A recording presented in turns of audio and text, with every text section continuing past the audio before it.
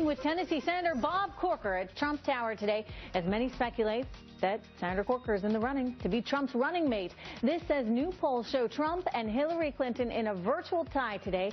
Donald Trump has erased the 11-point lead she had just 1 month ago. Dr. Ben Carson is here, and he's going to weigh in. I'm Trish Regan. Welcome, everyone, to the Intelligence Report. A new poll out today showing Trump and Clinton in a dead heat, a virtual tie, as Clinton tops Trump by just 3 points. But look at the numbers just 1 month ago. Clinton beating Trump by 11 points. So why is the gap narrowing now? So much for all those pundits who said Trump would be Clinton's dream candidate. Am I right? Our political all-stars are going to sort that one out. Plus, the desperate search, everyone, for Egypt Air Flight 804. It's day 5 since the flight dropped down from the sky, and we still don't know how that happened or what happened, though many experts are still blaming terror. We're going to tell you why. Plus, former CIA Director James Woolsey warns that airplanes here in the United States of America are vulnerable to terror because of the large number of recent immigrants working in our airports. Dr. Sebastian Gorka, one of the most noted scholars on terrorism, is going to join with a look at what we need to do right now, political correctness put aside, to keep our flight and liberal censorship in our schools. The Portland, Oregon School Board voting to ban any books that question global warming. They're banning these books because they say only the fossil fuels industry would question climate change. Not that there's actually a real debate or anything. Okay, we're going to have more on that, but first let's get back to our top story. Donald Trump narrowing the gap with Hillary Clinton. A brand new poll shows the two in a statistical tie, with Clinton leading by just 3 percentage points compared with 11 just 1 month ago. And to the skeptics who say, you know, this is just a fluke poll, well, the two candidates are tied even when averaging all the polls for the last 10 days. A big reason why? Well, you get 86% of Republican voters that are now getting behind the billionaire, while Democrats' support for Hillary, it just has not budged in weeks. Of course, you still got Bernie Sanders in the race. So what happened to Donald Trump being Hillary's dream opponent? Remember that? Joining me right now, author and libertarian political economist Kristin Tate and Fox News contributor Leslie Marshall. Good to see both of you. Leslie, I got to hold you out on this one, because I got to say, you told us many times right here on the show that you thought Donald Trump was the easiest candidate for Hillary to beat. You said over and over again John Kasich would be the real challenge, but now we're looking at this poll data that's coming in, and it's clear this isn't quite the layup that some folks thought it would be. How come? Well, first of all, I never thought that it wouldn't be neck and neck, whoever would be out there. Simply when you look at the historical cycles of the last couple presidential elections, we're pretty much a 50-50 split nation. Second of all, independents, there are many of them out there who still have not thrown their support behind anybody. And part of this is, as you alluded to, Trish, Bernie Sanders is still in the game. And honestly, and I keep saying it, and I've even told Senator Sanders, I'm leaving him voicemail messages, you're hurting the party. We need to unite. And also because Donald Trump is not only the Republican nominee, but you have more and more people that are registering to vote that are Republicans that haven't voted before, and you don't see those kind of numbers with the Democrats, which does speak largely to the enthusiasm for Donald Trump. Enthusiasm gap. All right, I want to get back to this Bernie Sanders issue, because you're right, you know, he's still in there, and I'm questioning why, but we'll get to that in a minute. I want to go to Kristin for a moment. You are seeing all of a sudden the Republican Party coalesce again around this guy that it seems like he was pretty quote-unquote divisive earlier. Are Republicans just waking up to the reality that this is their only chance at beating Hillary Clinton? Well, look, I think Hillary Clinton represents the status quo, and voters on both sides of the aisle have overwhelmingly rejected the status quo in this election. You have a bad job market, immigrants... Right. And I agree with you, but just in terms of Donald Trump and why we're suddenly seeing so much more support for him. I mean, don't forget, you still have some never-Trumpers out there, and there are a lot of people that said, oh, he's not really a conservative. But now Republicans, as I shared with you, 86% are supporting him. So they're waking up to the reality that he's the winner? Absolutely. They don't have a choice. I mean, the bottom line is Hillary Clinton would be a nightmare on every issue. Republicans know that. They have 2 choices at this point. It's Donald Trump or Hillary Clinton. And I think Republicans are smart enough, even if they don't think Trump is the perfect candidate, they know he would be a heck of a lot better than having Hillary Clinton in the White House. Okay, so back to this issue of why the heck Bernie Sanders is still in there, Leslie. I mean, as you point out, it's robbing her of that support that she desperately needs right now. She wants to really have a united party going into a race against Trump. What is he hanging on for? Does he think she's going to get indicted? No, I don't think that at all. I think there are a couple of things happening here, Trish. First of all, I don't think Senator Sanders thought that this would go as far as it did and he would have the support that he's had. And I think a little bit gets to the ego there, and it's hard down. Secondly, he's very passionate and historically has been very consistent with his passion on certain issues, anti-Wall Street and other issues like climate change. And I think he wants and like to take taking your money, as he said, to the convention floor. Well, he wants to take this to the convention floor, I think, because he really wants to try and push Hillary, the Democrats, the DNC, if you will, more to the left and have more of a say in this platform. Forgive me, this is all good for him. This is all good for Donald Trump, Kristin, because the longer Bernie Sanders stays in this race, the more defeated his supporters are going to feel. And let's not forget, you look at that polling data out of West Virginia, 30%, more than 30%, were willing to vote for Donald Trump. We're talking about Bernie Sanders supporters. So the longer he hangs in there, the more it helps him. Right, because Bernie Sanders and Trump both play to that outsider status that voters desperately want. But, you know, for the GOP, Bernie Sanders is the best thing that's ever happened to him. He's like the annoying chihuahua attacking Hillary Clinton so that the GOP doesn't have to. And you have Hillary Clinton spending her time and money combating attacks from her own party. And, you know, Trish, I'm a millennial. All of my friends are just rabid in their support for Bernie Sanders.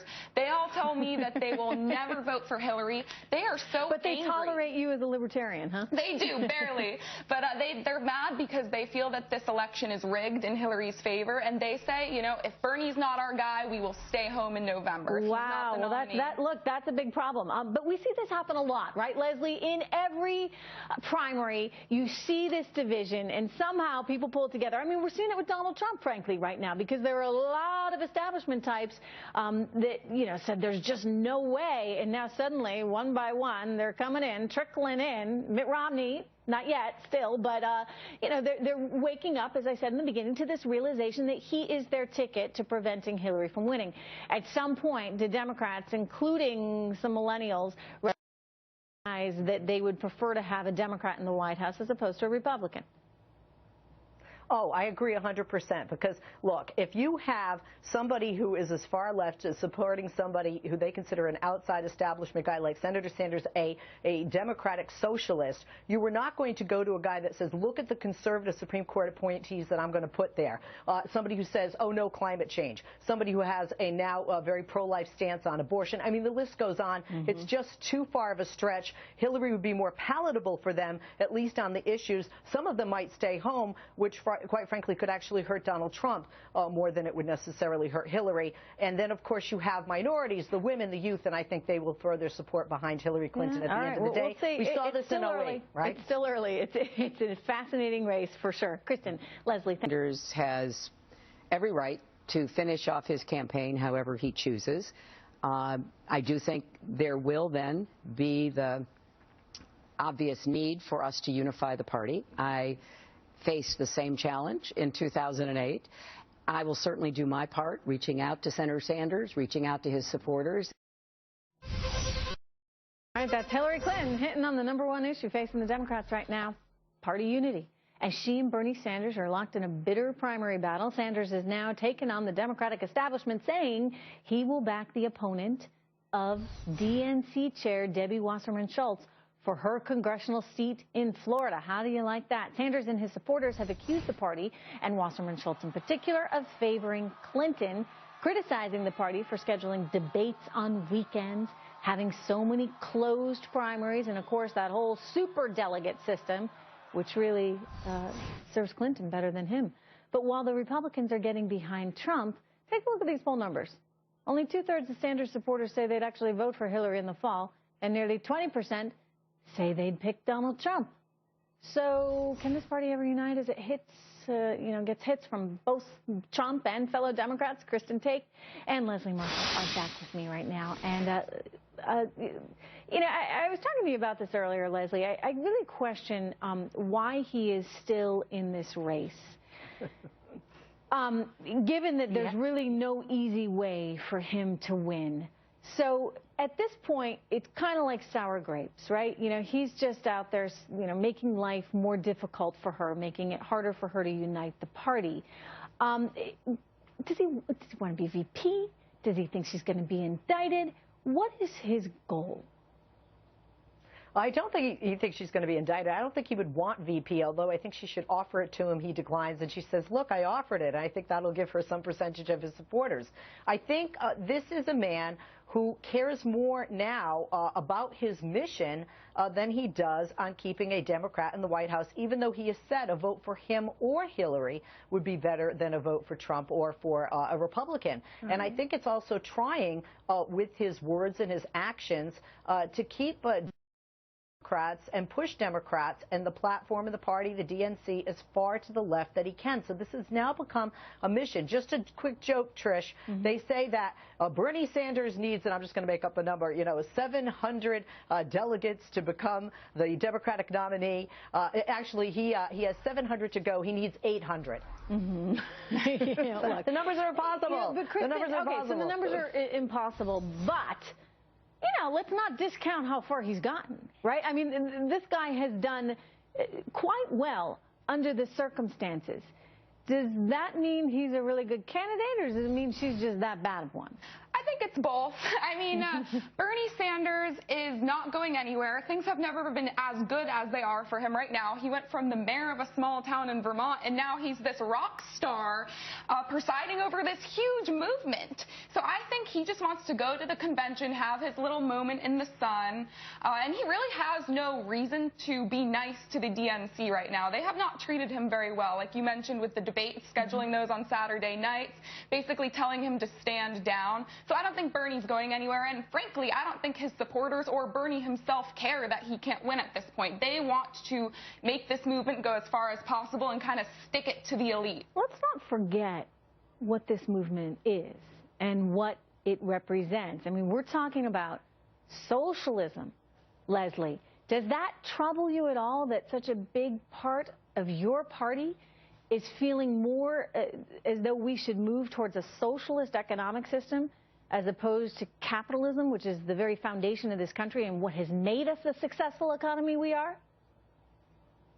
No, it doesn't concern me, because I don't think if you ask most of his supporters what that truly means to be a socialist or a socialistic form of government. They don't know it. No, this is the reason. No, I think they're supporting him. He's an outsider. He's enthusiastic. He's shaking his fist at Wall Street, and he can't be bought. It's the message and not really the details in that message, which is why many of us support Hillary, because she says, look, these are great ideas, but you're not going to be able to sell these to our Congress, whether it's Republicans or a split. She's being forced to take on more and more of those ideas. I mean, she was just out campaigning, Kristin, the other day, saying we need child care to be no more than 10% of anyone's actual income. So free child care, paid time off when you have a baby for parents, the free college, I mean, all kinds of things, or at least subsidized college, that really he has pushed her to. How is she going to pivot come the general election when she's up against Trump, who's going to say, I don't know how the heck you're going to pay for anything? Right. I really think that Hillary's in a tough spot because obviously Bernie has brought her to the left, and I still don't think she'll get a lot of his supporters who don't think she's to the left enough.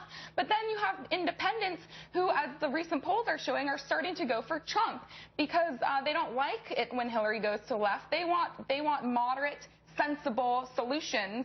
And as Leslie was saying, I don't think that Bernie's necessarily surging because of socialism. I think that people are struggling. We have a bad job market. You know, people want safety and security, and they know the status quo isn't working, and Bernie gives them hope for the future with this exciting rhetoric, and I think Trump brings that kind of similar rhetoric. So I do believe that Trump will get some of these Bernie supporters, not all of them, not most of them, but some of them. Well, this could be a whole redefinition of the party.